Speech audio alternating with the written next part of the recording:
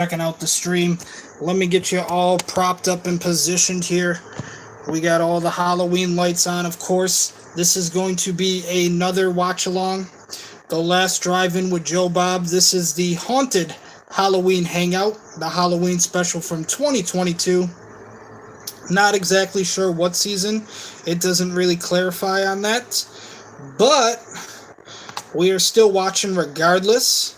Switch over here to the live feed. Hopefully everybody on Twitch can see that. I'm actually not sure because I don't have my dual feed happening here. But hopefully it did transition for everybody watching on Twitch TV. So hopefully you can see that. As well as everybody here on YouTube. We are getting you all set up here. So, like I said, tonight is the Haunted Halloween Hangout with Joe Bob, the Halloween special from 2022. Basically, we are doing a watch-along tonight of the Halloween special from 2022, the Haunted Halloween Hangout.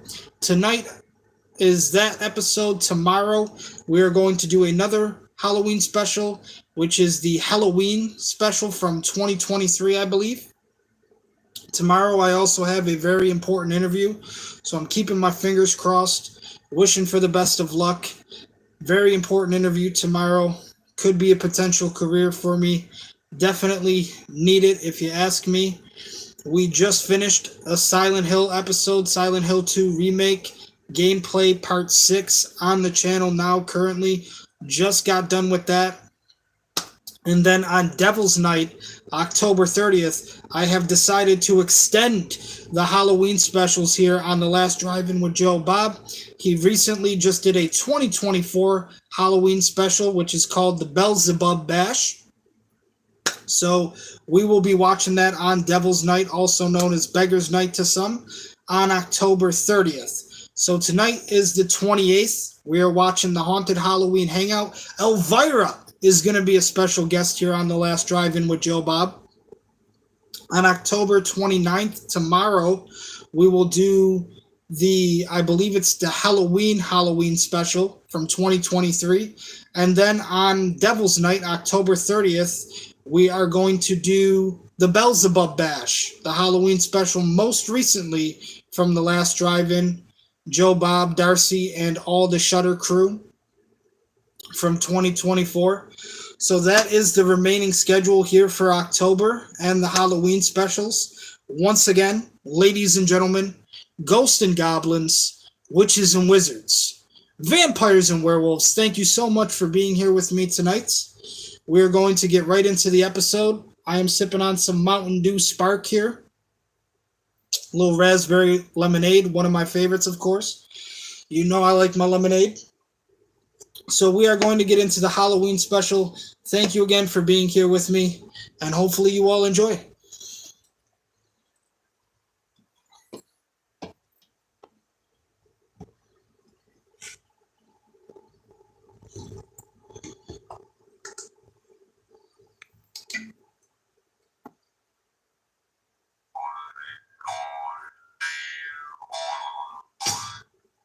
Okay, we're not allowed to play the intro theme, so that's immediately going to get muted off the rip. But once the intro is done, we will unmute the audio, of course, and carry on with the episode.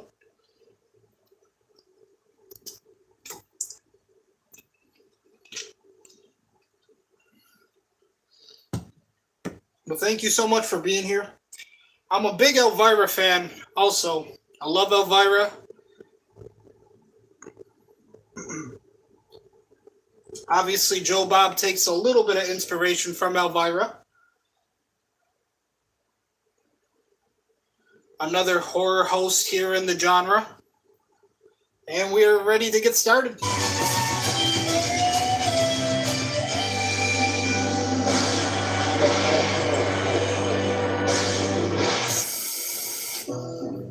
Darcy, stop smirking. This is serious. Have some dignity. This is Halloween. This is our Super Bowl.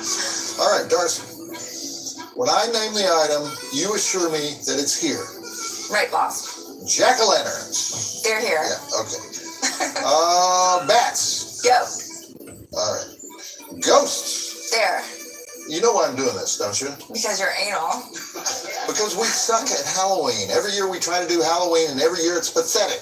We are leaving no patch of cursed earth unturned this year. So you made a list. That's your plan for doing Halloween right. Yes, I made a list of every possible Halloween icon. And I trust that we have some simulacrum of that icon somewhere here on the premises. Simulacrum. Yes, some made in China marvel of technology, like that skeleton driving a truck snow globe thing over there. So, and oh yeah, that's one of the items. Skeletons. Are you asking me? Yes, do we have skeletons? He's driving a truck. Okay, skeletons. Thank you. Witches. Witches. Okay. Black cats. Behind the witch. Okay. Skulls. Several. All right. Spiders. Between my boobs. Oh, right. Yeah. Okay, yeah. Nice Elvira package that you got. Oh my God, I love her. Well, she's not here.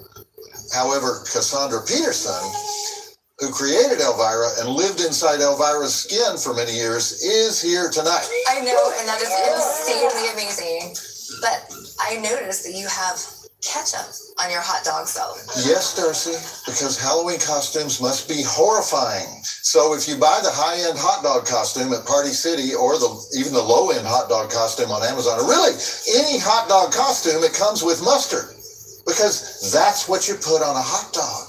So in order to be horrifying, I painted the mustard red to make it look like somebody put ketchup on a hot dog. That's exactly what should be on a hot dog. We discussed this at Memorial Day. We put it to a vote. You lost. Every hot dog has to have ketchup. You look delectable. Disembodied limbs. I know we have a hand somewhere. I think I see something fleshy over there.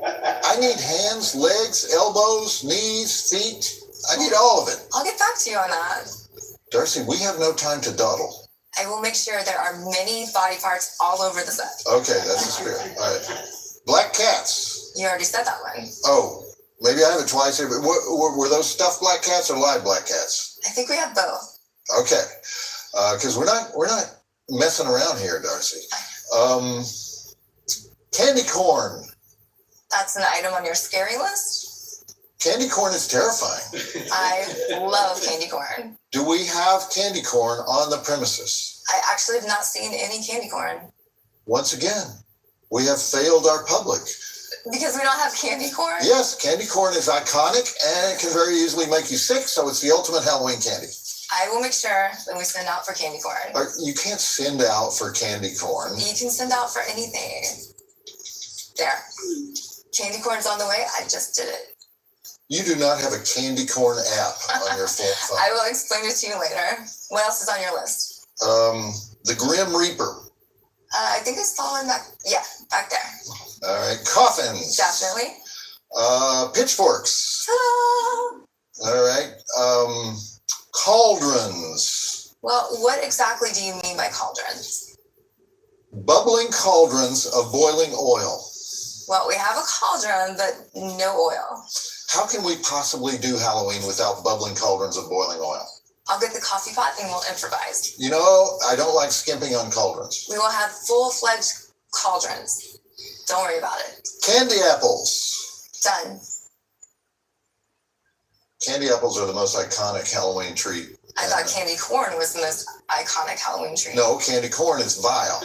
Candy corn is delicious. No, if it's delicious, why do they only give it to out at Halloween to clueless kids in elementary school who will eat anything? What is your point? I'm team caramel apple. That's why we need the... We will vote later. All right. Mexican skulls. You already said that one. No, I said skulls, but I want some of those colored, bug-eyed, crazy-ass skulls from Guadalajara. We have those. We have one. Only one? Maybe more. Oh, God. You know, the last time we tried to do Mexican Halloween... You should not call it Mexican Halloween. Why? You were trying to do Days of the Dead on the wrong day. Well, okay. If it's not Mexican Halloween, what do you call it? I mean, whatever we were trying to do. Besides, Mexican Halloween is a kinky sex act. Really? I'll tell you about it later. You always want to tell me later. You know, I can't believe that you forgot candy corn. There's only one reason I think we might have a good Halloween this year. That's because our special guest is the Mistress of the Dark, or at least she portrays the Mistress of the Dark. I cannot wait. And in the meantime, I'm going to go ahead and introduce the movie. And are we done with your list? well, I still have question marks by Candy Corn and Mexican Skulls. I'm on it. All right, that's why you're the male girl of male girls. And Darcy the Mail Girl, ladies and gentlemen, she will be fielding your tweets, your emails, your Instas, Darcy, the your lovely mail TikToks. girl. She'll be here all night at your service explaining the ins and outs of Mexican Halloween. But right now, we're heading over the Carpathian Mountains into Transylvania for the 2002 Insider parody of all the Roger Corman, Vincent Price, Edgar Allan Poe movies, and the Hammer films, actually, of the 60s. You know what I'm talking about. I'm talking about Elvira's Haunted Hills. We got Darcy the mail girl doing a lovely cosplay here of Elvira, the Mistress of the Dark. And Elvira is going to be the special guest here on this episode of our Halloween special, the Haunted Halloween Hangout. It's definitely going to be a hangout. We got both Darcy the Mail Girl and Cassandra Peterson, Elvira, the Mistress of the Dark, and they're going to be watching Elvira's own movie. It's the movie where Elvira and her abused servant are on their way to Paris in 1851 so Elvira can perform her cabaret show, Yes I Can, when they are swept into an aristocratic coach by a suave doctor and taken to a haunted castle where Elvira turns out to be the exact double of the recently deceased wife of an aristocratic doofus played by Riff Raff from the Rocky Horror Picture Show, leading to a series of double crosses resulting in Elvira being strapped to a slab with a giant pendulum knife descending toward her heaving bazoomas, while a hunky stable boy straight out of the Gold's Gym Deltoid Jamboree pounds on the secret door to the hidden dungeon. Sure, we've seen it before, but have we seen it with a 3-minute music hall production number that concludes with Elvira's buttocks thrust into the frigid air of Romania? I think not.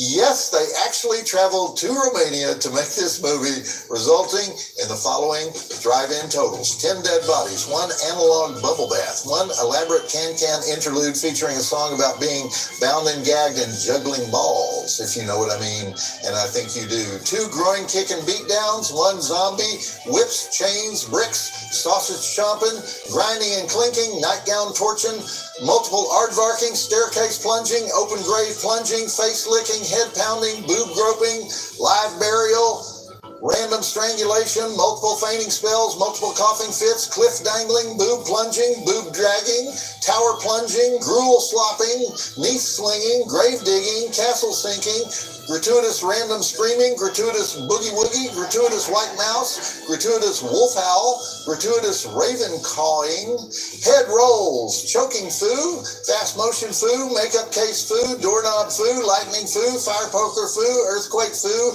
Iron Maiden foo, chamber pot foo, and of course cleavage foo. Driving Academy Award nominations for Cassandra Peterson as Elvira for saying, "That's quite a big hammer you're swinging there." And in a double role as Allura, the suicidal countess. Mary Jo Smith as the maidservant with a voluminous storage area in her bra, who is sometimes used as a pack animal by Elvira, but ends up squeaking in a sewer cage. Scott Atkinson as Dr. Bradley, the sophisticated psychiatrist who tells charming dinner table stories about patients whose ears fall off. Richard O'Brien as Lord Helsebus, the demented aristocratic sissy who runs the castle. Heather Hopper as Lady Roxana, the fainting niece. Gabi Andromache as Adrian, the pistol-polishing stable stud who says, "Elvira, you are as generous as you are beautiful."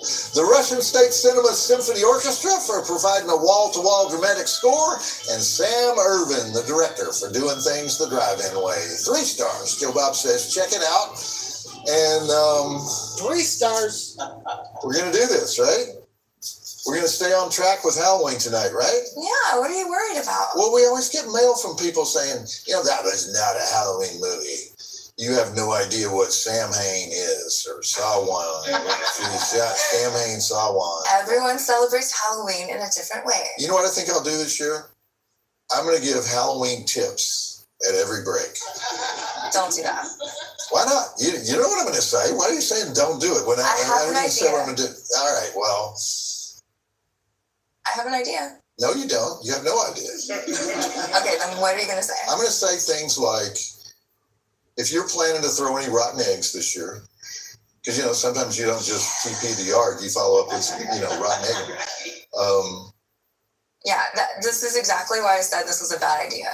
No, listen, people don't let their eggs get rotten. Because you can keep eggs in the fridge for like 6 weeks, they're still good. You got to set them outside in the sun for 2 full weeks before Halloween. You got to be prepared because they're much ickier when you do that. Are you proud of yourself? Yeah, Halloween tip. People overlook the simple things. Don't just throw eggs, throw rotten eggs. Keep up the old ancient Halloween traditions. This stuff goes back to the ancient Gaelic.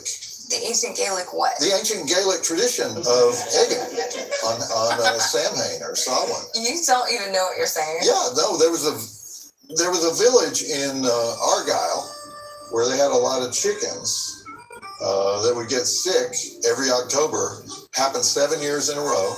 And they discovered that if they took the eggs from the sick chickens and they hurled them at straw huts, it's what they called abodes of wattles and clay. They would hurl these eggs, and the plague would disappear from the coop, and the roosters would become much more vigorous, and the plague would be over. I'm not sure if I should believe you or not. No, the village was called Butedale. It sits athwart the River Sorn. Athwart? Yes, half the village is on the east side of the River Sorn, and the other half of the village is on the west side of the River Sorn. It's close to the source of Loch Indal, and that's where the tradition started. And this is something that really happened. Would a man dressed like a hot dog lie about rotten eggs? Yes. You almost bought it.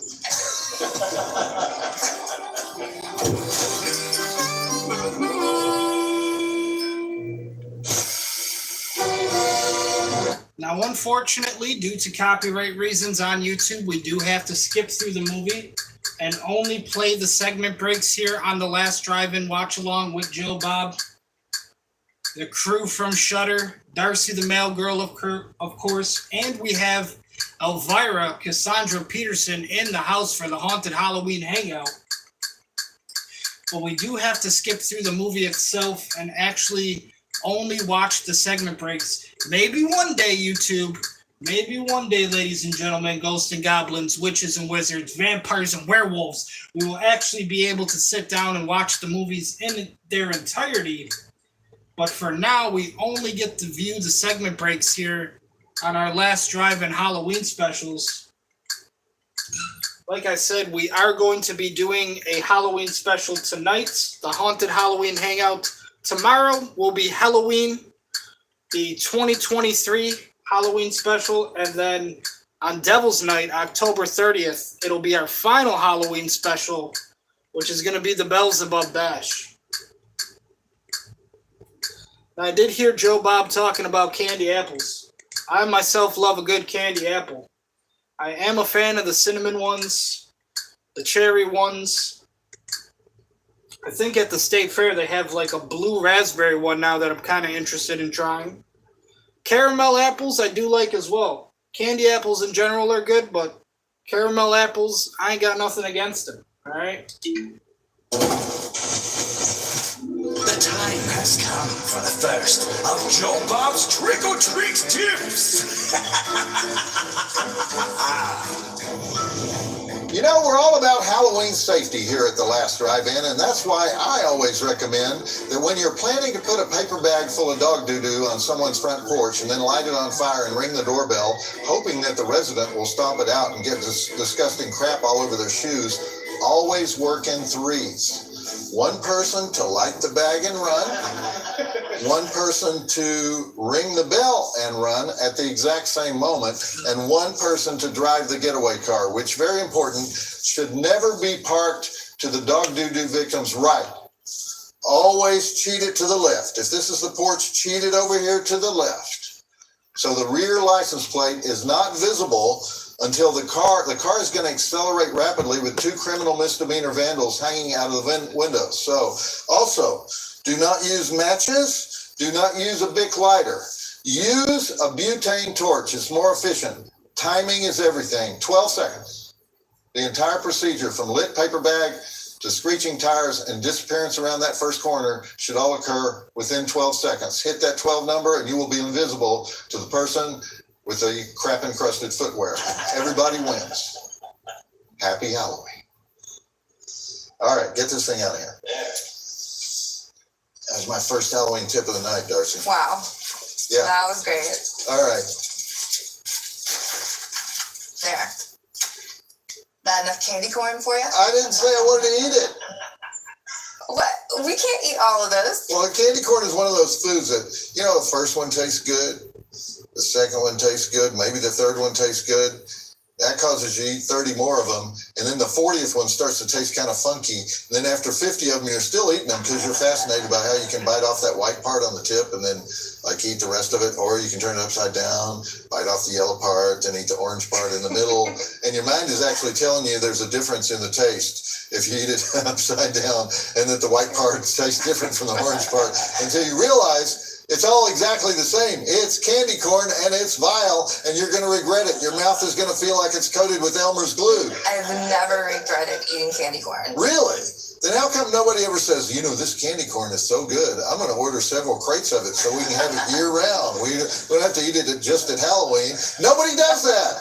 Everybody says, that was enough candy corn for the entire year. Maybe next year I'll forget what it tastes like and I'll buy it again. It's better than your lame caramel apple over there. Yeah, you should like a caramel apple. That's vegan.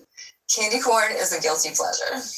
Well, candy corn is probably seething with chemicals in addition to everything else that's wrong with it. We should hire a chemist to break it down, see what's really in there. Are you being a little over dramatic? Candy corn comes from the dark side, Darcy. If you say so, man. Somebody should make a movie called Children of the Candy Corn. Ooh, that would be a hit, for real. No, it'd be like, it might be like Elvira's Haunted Hills. It's not a hit when it comes out, but it develops a cult following. The candy corn freaks like yourself would love it. They would build an candy corn mountain with the candy corn while they were rubbing melted candy corn all over their private parts. What is wrong with that? It's freakish. It's not right. You mentioned Elvira's Haunted Hills. Maybe it's a good idea to talk about that. And I certainly will. Elvira's Haunted Hills, as you probably noticed, is not a sequel to the other Elvira movie, Elvira Mistress of the Dark, because this one is set in Transylvania in the year 1851. And when I first saw it, I thought, wow, they went out to the old Paramount Ranch in Agura and made it look like Romania. But no, they actually went to Romania. They went into the Carpathian Mountains and crossed those mountains into Transylvania. And it's not even a Dracula story, but they're in Transylvania. Anyway, what's interesting about the style they're working with here, and they said it was a parody of the Roger Corman, Edgar Allan Poe movies of the early 60s, stuff like Tomb of Ligeia and Pit and the Pendulum, all that stuff he made with Vincent Price. But it's more like a parody of Mel Brooks doing a parody of those movies, because Elvira speaks 1980s smartass Valley Girl, and everybody else speaks 1851 Hollywood Gothic. And in the very first scene, Elvira refers to her two enormous talents as airbags, and she uses junior high joke material like hide the hot dog, and there's that Village People joke in there. So obviously the movie is just going to rip right through reality like a bulldog chewing on a stuffed toy. The castle and the period costumes and the Gothic sets are basically background for a treasure chest of one-liners, starting with big boob material and evolving from there. My kind of movie. But why am I talking about the writing when we have the star, the producer, and the co-writer with us tonight? We'll bring her out at the next break and find out just how Haunted Hills happened. Right, Darcy? I've been fangirling over this woman my entire life. Do you have questions for Cassandra? Like about a bajillion. All right, yes. Just don't give her any candy corn, okay? If she wants candy corn, she can have candy corn. Okay, back to the She movie. can have anything she wants. All right. She wants to chew on a blood sausage, I think. Doesn't every girl? Are we going to do Elvira double entendres all night? I certainly hope so. She obviously didn't feel constrained in this movie to go for that PG rating, like in the first movie, because she's already made two jokes about how she normally gets paid for sex. So all the moms who brought their 10-year-old daughters to the theater in Elvira cosplay were thrilled with that, I'm sure. That's my girl.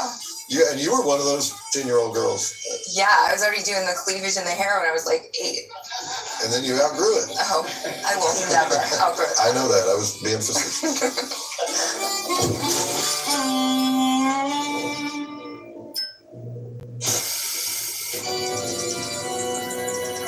Like I said, guys, unfortunately, we cannot show any of the movie due to YouTube copyright.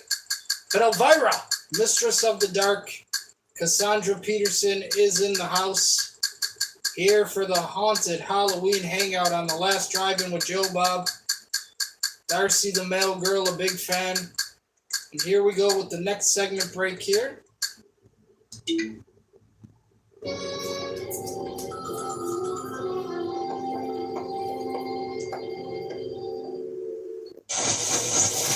Your Ouija board didn't lie. Here's Joe Bob Briggs with another of his invaluable trick-or-treat tips. Okay, our second Halloween tip for the night, so that we ensure it's a safe and wholesome holiday for the whole family, brings us to the topic of culinary gross-outs. The easiest one, of course, is just fake poop in the candy bowl. The old standby. If you want to enhance it a little bit, make sure you take the fake poop and rinse it off, right before you use it, so that it looks extremely fresh, especially if positioned next to some sort of chocolate confection. See, you put the chocolates here, you put the poop right in the middle. And speaking of chocolate, always remember, people will eat anything coated with chocolate. If it has chocolate on the outside, they assume through generations of brainwashing by the Hershey Corporation that it will also contain chocolate on the inside. So what we're going to do is we're going to go to YouTube and watch one of those very informative videos on how to dip chocolate without an actual chocolate dipping machine. But we're not going to dip homemade candy. We're going to dip Brussels sprouts. Coat them up good. And Brussels sprouts, as we all know, have a cute shape, but they taste hellaciously bitter, and they're really hard on the stomach. So we get the triple whammy. We get the triple whammy of the gastrointestinal gut punch, the puke factor, and of course, most important, the surprise selfie that you take at the moment of impact. Now, there's a variation on this one where you dip a bell pepper or a tomato in chocolate so that it looks like a caramel apple. But I don't like the size factor on those choices. The victim is only going to bite once, and then the chocolate-covered hell bite becomes a projectile. You can easily hurl that at your head. So stick with the Brussels sprouts, and you will bring joy to all. Happy Halloween. All right, you can take this away.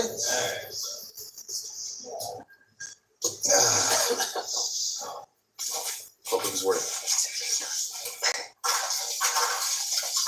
it. Which role in this movie would you imagine was offered to Fabio, but he turned it down? Yes, that's right. The pistol polishing stable stud, played by Gavi Andronacci, who speaks absolutely no English, was originally intended for the Italian romance novel Poster Boy, but this guy is hysterical. I think Fabio would have ruined it. And I love the bad dubbing. So many of these movies had the bad Italian dubbing. But let's not waste any more time on my observations. Let's bring out the creative force behind Elvira's Haunted Hills. My friend of many years, the woman who's fearless about breaking the fourth wall and breaking men's hearts, the co-writer, producer, and star, Cassandra Peterson. The Mistress of the Dark. Glad to see you. Joe, great to see you. Come on, Darcy, come on out. So, Cassandra. You're dressed as a weenie. Is it true that you spent your life savings getting this movie made? At the time, yes, it was totally true. Really? I had spent the previous 13 years trying to get another film made and writing scripts with my partner, John Paragon, taking them around, trying to sell them. And nobody would touch me. I mean, the box office on my, Elvira Mistress of the Dark was horrible. So that was it. But it came back in video, right? You had good video numbers, so you should have been able to get a deal. You thought so, you'd think so. Still couldn't get a deal. It was like I was box office poison. Wow. Hollywood did not want any kind of movies with Elvira. That's a shame. So we just had to take a bunch of money that we had and decided we'll make our own damn movie, which is a big, huge mistake. Don't ever do that. Oh, really? Yeah, you heard that before? Well, that's the opposite of Lloyd Kaufman's advice. He said, get out there and make your own damn movie. Seriously? That's Lloyd Kaufman for you. But yeah, big mistake. Anyway, don't use your own money. That's lesson number one in show business. And, but we had a great experience doing it. I'm glad, when it all is said and done, I'm glad I did it because you wouldn't have a movie to show tonight, Right. Well, we have so much to talk about because you have a best-selling book out right now. Yours Cruelly, Elvira, your autobiography. You have an army of adoring fans who were devastated when you decided to put away the Elvira makeup. I did. And the plunging neckline and the trademark hair. I'm going to ask you, is that true? Have you put it away forever? I say that every decade. Yeah? Whenever I turn the big one, I say I'm not going to do Elvira anymore. And then I end up doing it. But it does get to a point where nobody's going to want to see that stuff anymore. You know? That's not true. You just did one last year on Shudder. I mean, it was very well received, very popular. Thank you. You never know. I mean, I could be doing this when I'm 90. They're just stuff. Well, you always did your own makeup and wardrobe, right? I did that because I went through this period of where I'd have other makeup artists do it, and they would do a much, much better job than me, let me tell you. But I'd always look a little bit different. It would never be the same. And finally, I just kind of threw my hands up and said, let me just do it myself. Then, good or bad, at least I know it looked the same every time. Yeah. You know? Well, one thing that was interesting to me is in your book is that you said you were inspired by these drag queens that you worked with when you were very young. Oh, hell yeah. At the Purple Cow and the Club A Go-Go. Where was the Purple Cow and the Club A Go-Go? Colorado Springs, Colorado, where I graduated high school. Believe it or not, I did graduate. And I danced I did go-go dancing. Go-go dancing. At Fort Carson, Air Force Academy, NORAD. You were dancing for the guys who control the nuclear missiles? Yeah. Air Force Academy. That says a lot right there, right? I thought one of the most fascinating parts of your book was the early part where you were just you were the most enterprising teenage girl in the whole world. You actually worked Holiday Inns all over the Midwest during your school breaks, right? I did. That was school break. You say, bye, Mom and Dad. I'll see you in a week. I'm going to the Holiday Inn to dance. I drive to like North Dakota and South Dakota, Wyoming, and I usually go dance in the corner at like a Holiday Inn or something like that, Motel 6, whatever. And and then I even had other showgirls, showgirls later. Go-go girls who I sent out to these various places, and I took a percentage of their income. Wow. Oh, really? So you had a whole go-go girl traveling caravan. Very enterprising. What did you need to be a go-go girl? You needed the boots, right? You needed the Nancy Sinatra boots. Oh, I think you said the boobs. No, well, you needed the boobs, but you also needed the boots, right? You needed the boots. Oh, yeah, back then it was little short, fringy dresses, and the little white vinyl boots and everything. And it was very, very tame. When you talk about go-go girls today, it's not quite the same. Right. Well, back then it was. It was that era. It was. You also talk about your groupie years. You're climbing through the windows of tour buses, following bands, and I did a lot of that. What's funny? I was just going to say that I always told people my whole life that the years before Elvira my life was really, really exciting and bizarre and weird. And then when I finally got to be Elvira, everything just calmed down and became normal. Oh, really? Because you had a lot of years in Italy? You moved to Italy? I did. I lived in Italy for a while. Was a singer in a band and did some acting there. I was in a Federico Fellini movie, Roma. Oh, wow. And you had years Elvira in is Vegas, Italian. or sometime in Vegas? I was a showgirl at the Dunes Hotel in Viva La Girls. And you worked at Playboy Club in Miami? Playboy Club in Miami. And this is all like when you're 20 years old, right? You're not even 20 yet, right? Not even 20 yet. Yeah, I was like 19 when I did that show. Wow. I did a lot of hard living. I'm 450 years old now, and it's starting to show. No, you were obviously, you had like supernatural energy and really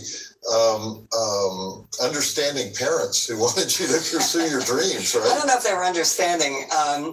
They were like, I was pretty, how do I put that?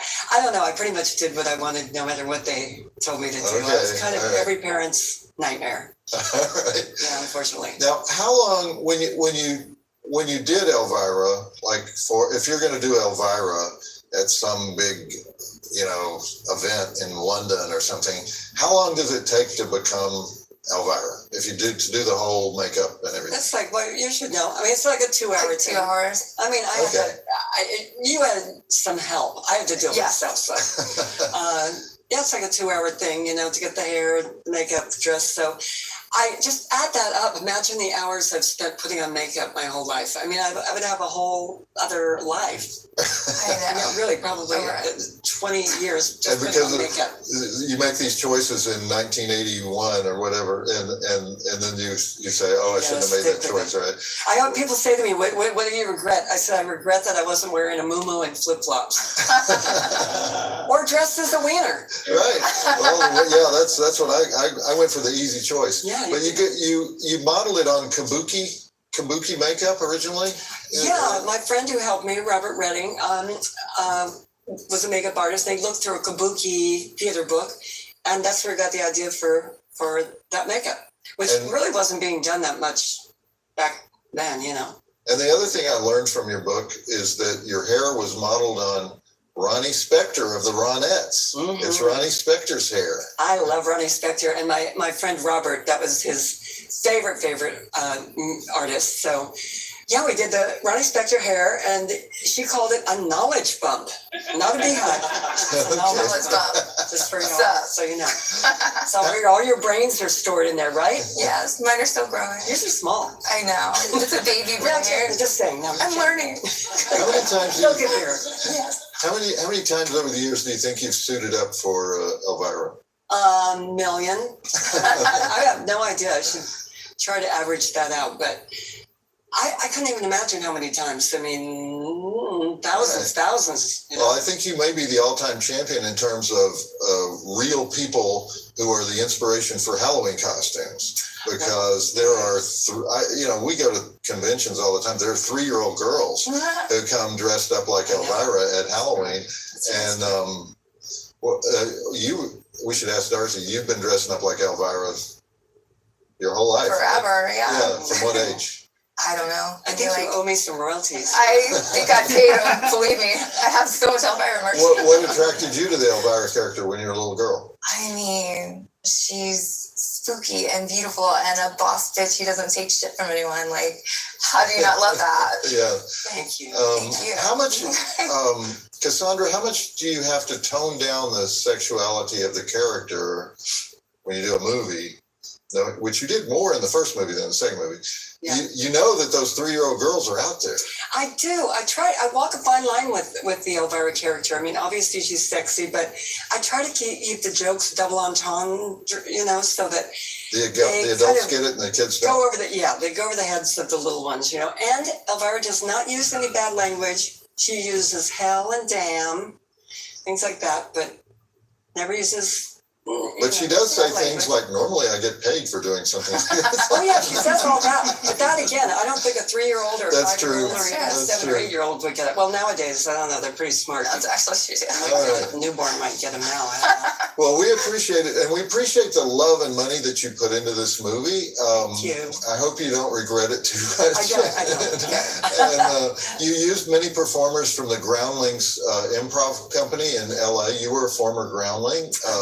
And you're very identified with the Groundlings. And Phil Hartman, I see you dedicated the movie to his memory. He was a Groundling. Was he a Groundling? He was a Groundling for a long, long time. And we were in the Groundlings together before he left to do Saturday Night Live. But we were great friends for many years. And based on the casting of this movie, you trusted anyone. You even used the new Groundlings. You trusted anyone who was a Groundling. Mary Shearer, we loved her. We'd never seen her. She hadn't even been in a movie that I know of. I don't believe she had, but she was so damn funny on stage that we really. She's the one who plays Lady Emma. Around her, she played Zuzu. Oh, no, I said Mary Shearer. Mary Shearer played. I'm sorry. Lady Emma.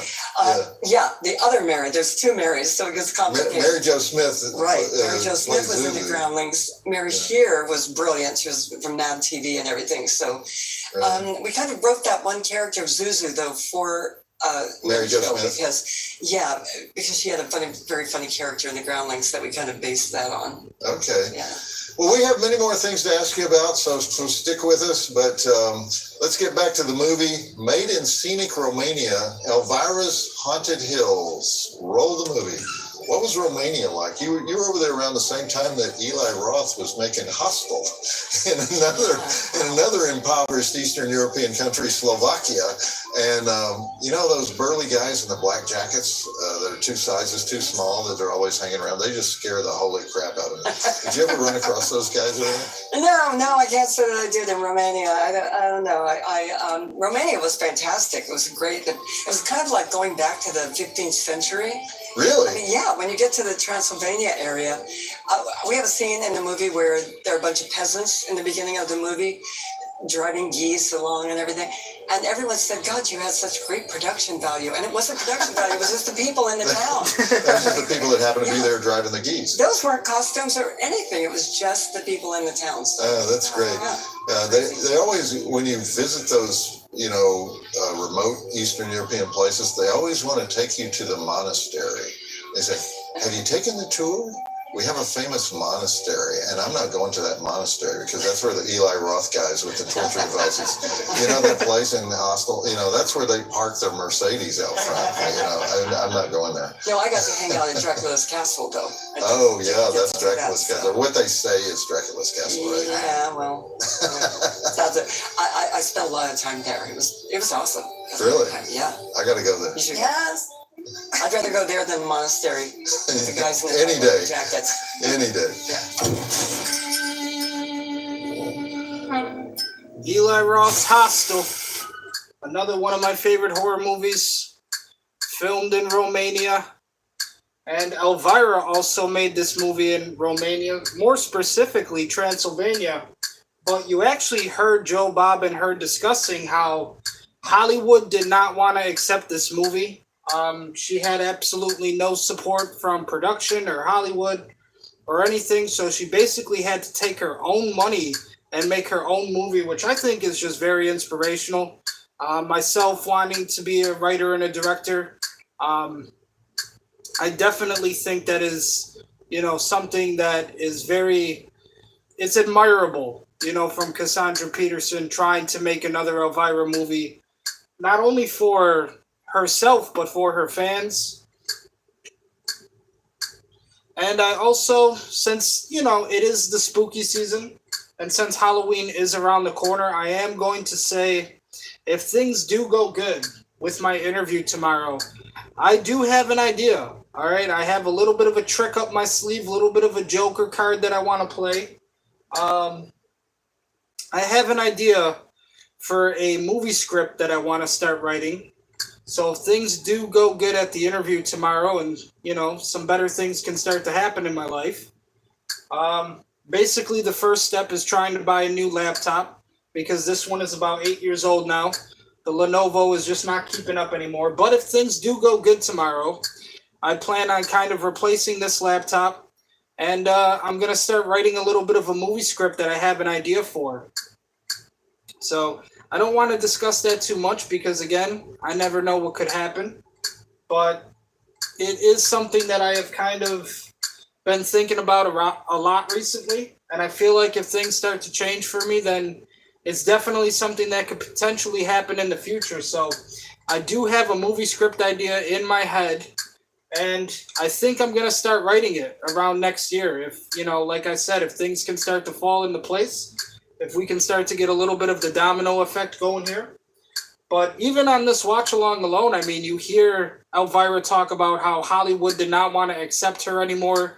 They did not want to pick up this movie, which I think is kind of crazy to think of, considering how entertaining Elvira is just in the horror genre. And not even just that. I've always loved Elvira's, you know, stuff that she's put out and things that have been released featuring Elvira. I always am a Cassandra Peterson, Elvira Mistress of the Dark fan. So it's crazy how much bullshit they'll put out with fucking Paranormal Activity and Ghost and all these stupid-ass Conjuring movies and whatnot, but they won't actually pick up real talent, which is kind of one of the big problems in today's modern Hollywood and also for the horror genre, at least if you ask me.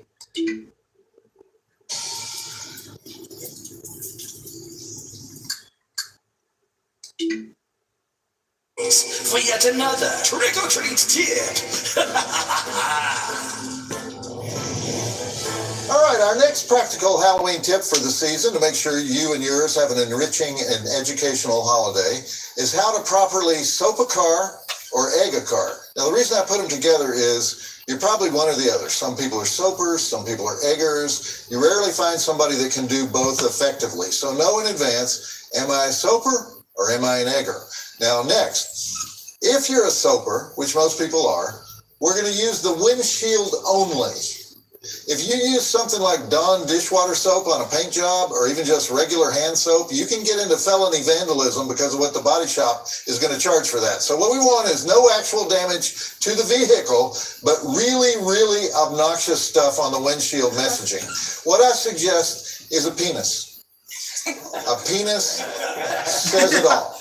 Draw a penis on the windshield, make the head extremely large, out of proportion to the shaft. That's the standard Halloween penis. If you put that penis on the windshield, you have basically said to the victim, I have the mind of a third grader and I put a penis on your car.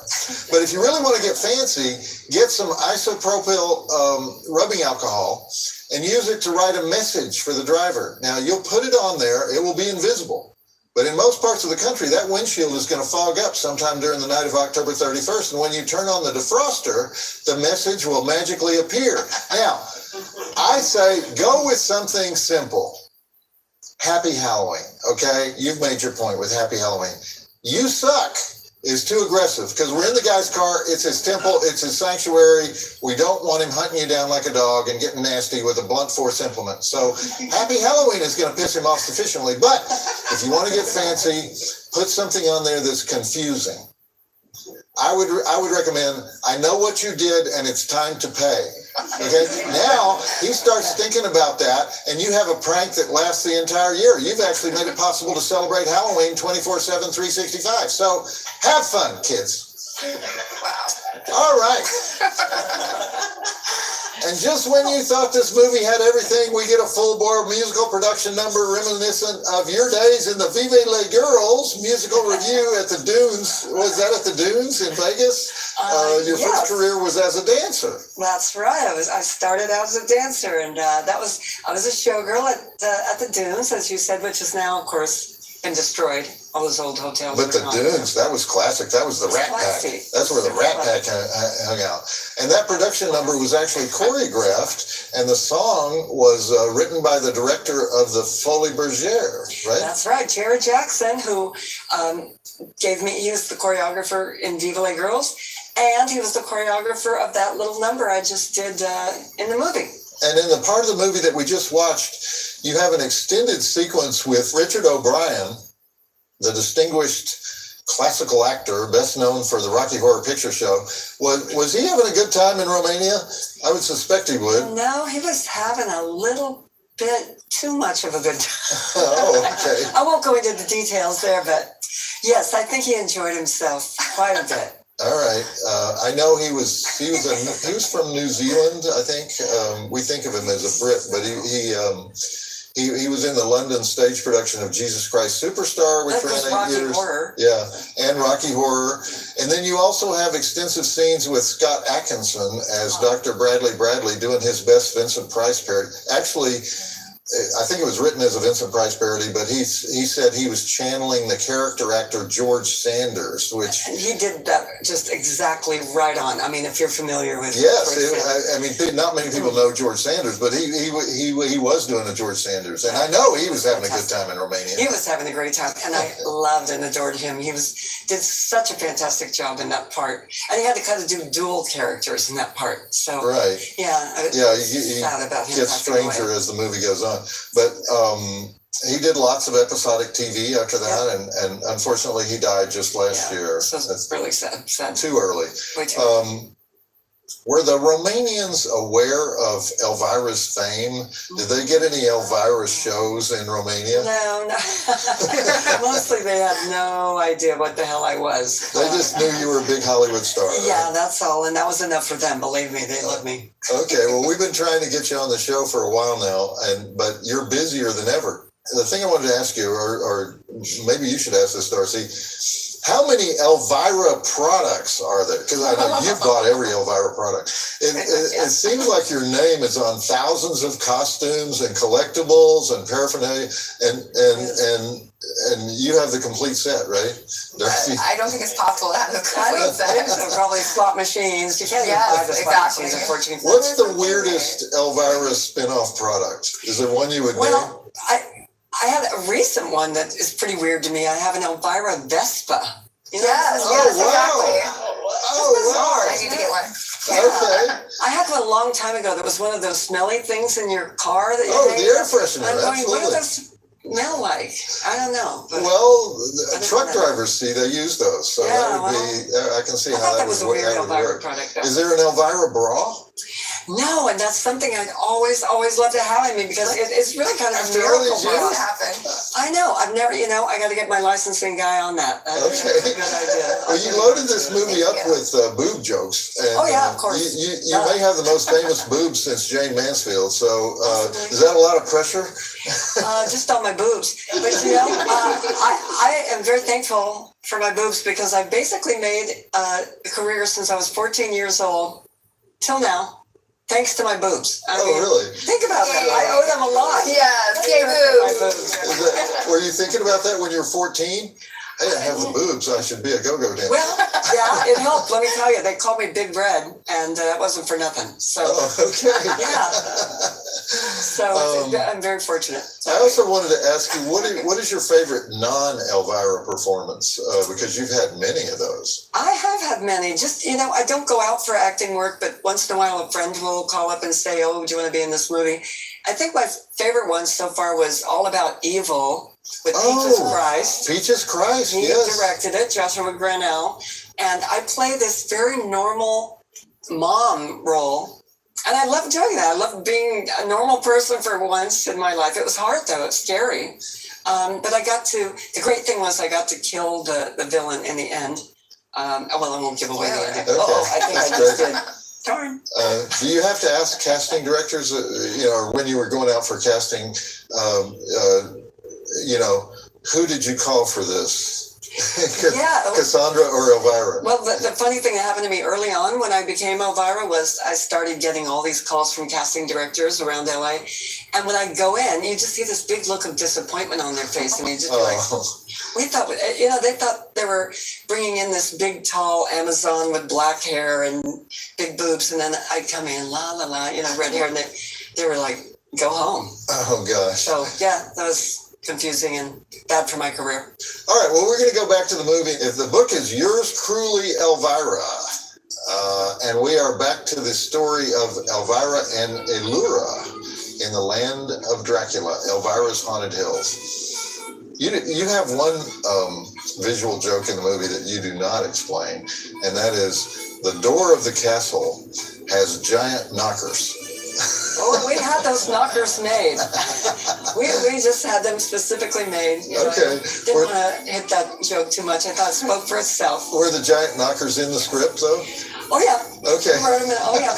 Can't have a castle without giant knockers. Okay, that's we insiders at the keg party, we say, hey, giant knockers. There you go.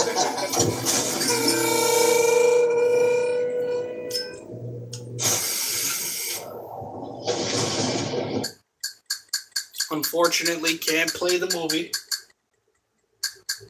As always, YouTube copyright gonna prevent it.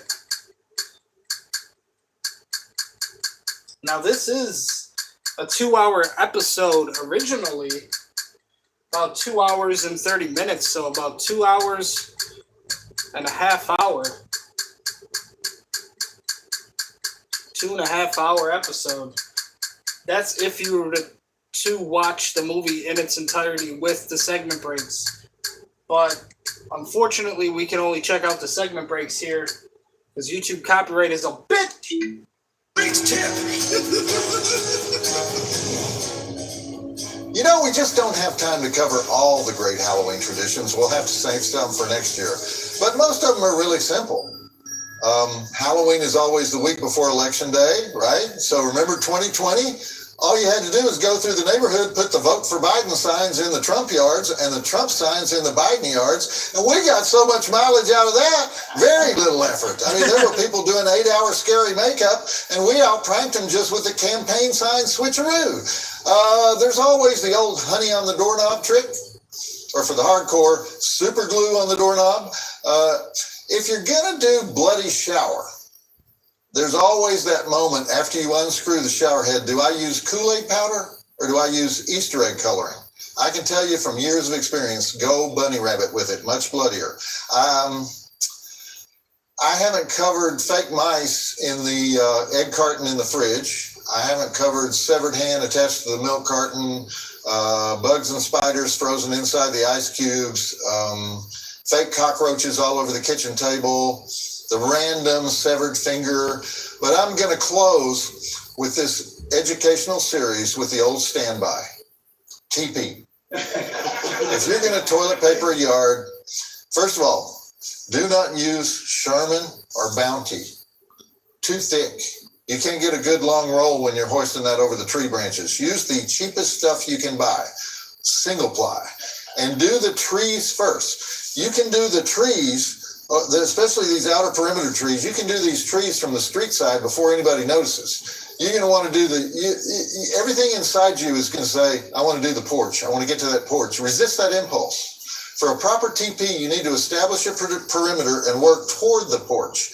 You can flee at any time, but you'll probably get very close to the house before you're interrupted. And if you only get half of this done, here you go to the outer tree line, you do the inner trees, you're over here at the shrubbery in the garden that's right up on the house.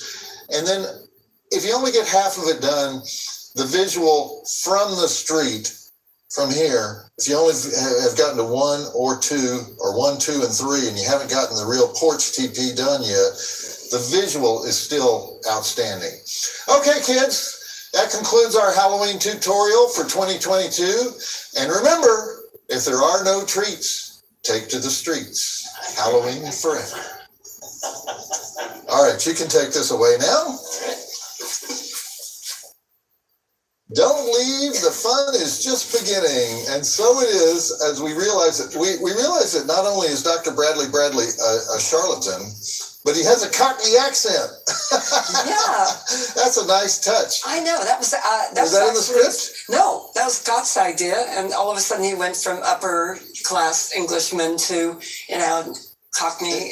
He's just accent. a limey from the... Yeah, so he was like another con artist, So Yeah. he really, he threw that in and we were like, oh, this is so fabulous. He was a very brilliant guy. I All loved right. him. Well, we haven't talked much about the script, but you wrote this with your partner, John Paragon, another groundling who also wrote Elvira, Mistress of the Dark, and Pee-wee's Playhouse, and he was a great actor in his own right.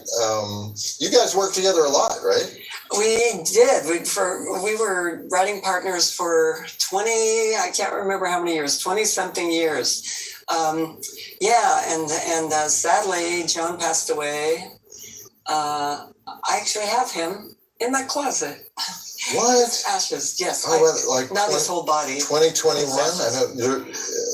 Something like that. Yeah, we're laying him to rest this November at Hollywood Forever Cemetery. Wow. So, okay. Yeah. Are you going to acknowledge that he was Jambi the Genie on... we are. We have a little Jambi box built to put his ashes in. Yeah. Oh, that's great. We'll have to be there for that. Yeah. And we have a little sign, Mika-lika-hi, Mika-hi-ni-ho. Yeah, that's great. I know. So I want the fans to be able to come and see him, for what he was best known for. But behind the scenes, he was really part of the Elvira character. Without John, I don't think Elvira would be who Elvira is now. So you guys worked together in the same writing room? Yes, we did, and we had a blast. We always worked together. We'd watch the movies together and then just start throwing jokes back and forth, and he would write up the script, physically do it, but he and I would come up with all the jokes for Mistress of the Dark, for all my movie macabre shows, and he was invaluable. Brilliant guy. That's great. Well, and you had that, I wanted to mention also, you had that hot sex scene with Gabi, the non-English speaking hunkarama in the movie. Was that a fun thing to do?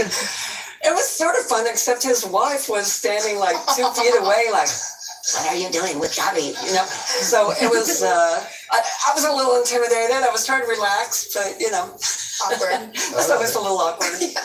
All right, well, before I let you flee this scene and go back to the Pacific Northwest, tell me what's in store for your future and Elvira's future. The paperback is out This now. month, just came out. Yours cruelly, Elvira, Memoirs of the Mistress of the Dark. And now, does Elvira have a future? Elvira? Yes, I think Elvira does have a future. I have a lot of things lined up. I'm now working on my second book. It's not an autobiography, as you might guess, but it's a really awesome book. Can't talk about it too much. Just signed a contract. But it does involve Elvira? Oh, it definitely involves Elvira, and I think it'll be a really fun book for everybody who's into Halloween. Yeah. Okay. And then working on a couple of other projects, TV film projects, a documentary of my life based on the book. And so I have a lot of other things going. What about Knott's Berry Farm? Is there ever a chance of going back to Knott's Berry Farm and doing your big production Halloween show? I mean, that was a staple. That's where everyone went in LA every Halloween. It was, and it was super, super fun show to do. I mean, you know, Knott's turns into completely haunted, you know, for the month of October. And they did that show for, I don't know how many years, maybe 28, 32, I don't know, but it was a damn hard show to do, you know, 3 shows a night, and I was singing and dancing and telling jokes and dressing up and changing costumes, and I just got to the point where it's like, this is too damn hard, so I quit. Sorry. All right, Cassandra, what if we made it 2 shows a night, 3 costume changes? How about 1 show a night, no costumes? Done. Okay. Cool. We're calling Knott's I'm tomorrow. All right. Well, I've been honored to have you here on The Last Drive-In. You can come back at absolutely any time you want. And, Anytime? Anytime. You tell us the movie, we'll run it. How about I just host the show? Okay. You're out. We'll do that too. Hot dog. Bye. Okay. And now we return to the stunning conclusion of Elvira's Haunted Hills. And I forgot to ask you about Mila Nurmi. Is that how you spell her name? Exactly. Mila, say her name, Mila Nurmi. Vampira. Yeah.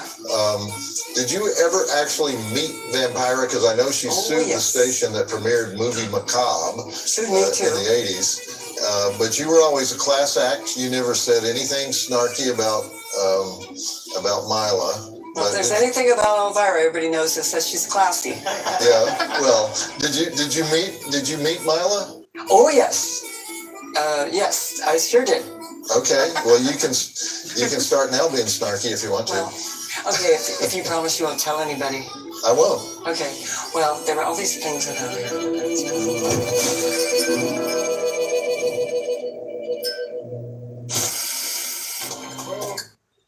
Obviously, Vampira and Elvira had a little bit of a feud after Elvira came out, because Vampira basically felt that there was copyright infringement and that Elvira was basically trying to copy everything that Vampira did. I myself loved Vampira. I love Elvira too. I love them both. But it's unfortunate that they didn't really like each other that much throughout history, because they're both very gracious to the horror genre, I must say.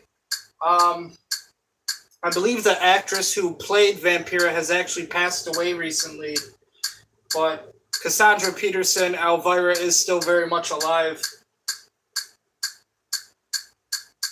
But Vampira and Elvira did have a little bit of a feud in the horror genre once Elvira became more popular with audiences. But this is now the conclusion to the movie Elvira's Haunted Hills. And this will also be the final segment break here on The Last Drive-In with Joe Bob. And the last segment break for our Haunted Halloween Hangout.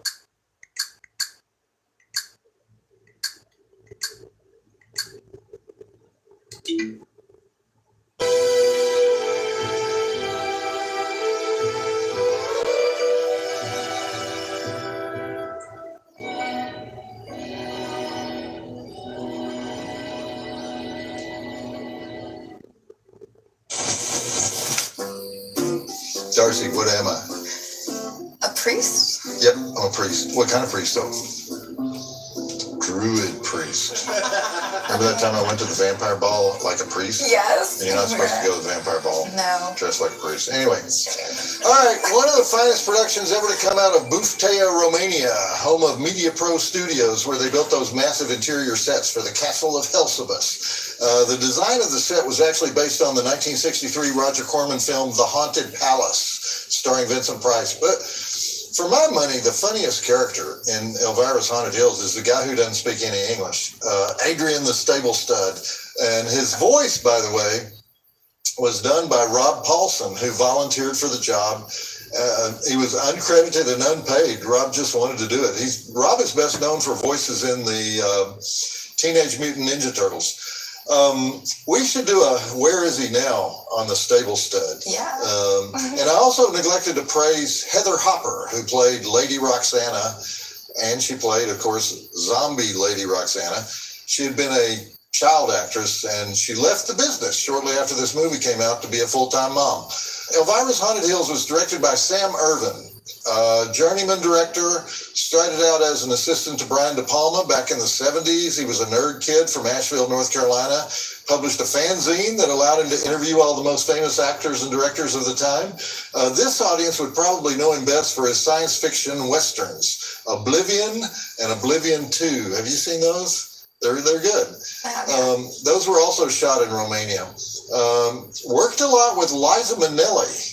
He's the world's leading authority on Kay Thompson. She's the nightclub singer and vocal coach who was Judy Garland's best friend and wrote the Eloise children's books. And anyway, Elvira's Haunted Hills was not a success at the box office. Cassandra and her husband, manager at the time, Mark Pearson, had a lot of trouble getting distribution. They took it out themselves. They did a lot of benefit screenings for AIDS charities. And they actually raised $500,000 for AIDS-related causes. Anyway, Darcy, what's your opinion of this movie? I love it, of course. You love anything with Elvira in it, though, yeah? I really do. So what's your stance on breaking the fourth wall? It's Elvira.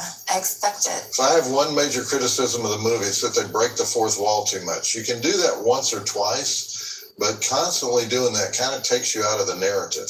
There's a narrative? Okay, good point. What you got for me? I have a sweet letter for you from Sean Garrington of Wellsburg, Iowa. You keep giving me sweet letters. I don't want sweet letters. I've told you that. This show has given me diabetes already. Do you want hate letters? How about just, movie discussion letters? Film debate. Okay, I'm sorry that we have so many nice fans. All right, anyway. Dear Joe Bob, I never miss an episode of The Last Drive-In. I was just out of high school when you were on Monster Vision. I worked nights, so I had a VCR set to record every Saturday night just to make sure I didn't miss anything. TNT, Monster Vision, and USA Up All Night were staples of my life. You will be happy to know that Joe Bob has become a mainstay in our household. I do foster care, and I have adopted a couple of sons. There's currently 5 children in my house, ranging in age from 3 to 13. I try to keep them well educated, so I talk frequently about the legend of Joe Bob. We even have what has become known as the Joe Bob chair. It's an oversized auction find that I've been wanting to put bull horns on to look kind of similar to the chairs in your Dusk to Dawn to Dusk to Almost Dawn horror marathon a couple of years ago. We've also recently acquired a bearded dragon. And guess what we've named him? Yep, Joe Bob. we put our beta tank in with him. And guess what her name is? Yep, Darcy the Mail Girl. Once you see the set of fins on her, you will understand. Sean Garrington, Wellsburg, Iowa. Well, you're right. This is a sweet letter. It's a foster home. He's telling all the orphans about our show. Did you ever watch Monster Vision when you were in foster care? Weren't you in foster care? Group home. It's very different. Okay. You can tell me later. I will. Sean, thanks for the love, and thanks even more for transferring the love to those kids in foster care that need it. Aren't you ashamed of yourself now? For what? for turning up your nose at such a sweet letter. It's nothing against Sean and the foster kids. I just want to have more movie debates. I used to have those all the time. People would challenge what I said. It was stimulating. I will try to find you more stimulating mail. Thank you. And now we're going to take a short break and then head straight into our second feature, which happens to be one of your favorite movies of all time. And we have the star of the movie here with us tonight. You know what I'm talking about? Yes, you do. I'm talking about popcorn. Love it. And in the meantime, this is Joe Bob Briggs and Darcy the Mail Girl reminding you to always remember the law of cybernetic entomology. There's always one more bug. And the drive-in will never die. I thought in honor of Elvira's Haunted Hills, we needed a few vampire jokes. Ooh, I love vampire jokes. Now, of course, on Shudder, we do not have the second feature that they showed, which is going to be Popcorn. The Haunted Halloween Hangout for right now, the only episode available is featuring Elvira Cassandra Peterson showing her movie Elvira's Haunted Hills. But that is going to do it tonight for our Haunted Halloween Hangout here on The Last Drive-In with Joe Bob. I myself am going to go get a caramel apple and indulge in some of the spooky season festivities. I hope all of you out there are enjoying spooky season. I hope you enjoyed this episode of our Haunted Halloween Hangout. You can see I got a haircut here. It's looking a little, looking like a little Bugs Bunny kind of hair day right now, but it's definitely a haircut here. Turn on the lights here. We'll break the fourth wall since Elvira always breaks the fourth wall. But I've been going recently with like a kind of mohawk, faux hawk kind of style. Once I put the gel in and slick it back, it definitely, gives it a better look. But you guys can see there how we're looking. So thank you everybody so much for watching. Thank you for being here on the Halloween special. We're going to be back again tomorrow for another Halloween special here on The Last Drive-In with Joe Bob. It is going to be the Halloween special. And then on Devil's Night, October 30th, we will do the final Halloween special from The Last Drive-In with Joe Bob, which most recently aired on Shudder here in 2024, the Beelzebub Bash. But that is going to do it for tonight. Thank you again for watching. Have an amazing spooky season. And until next time, peace, God.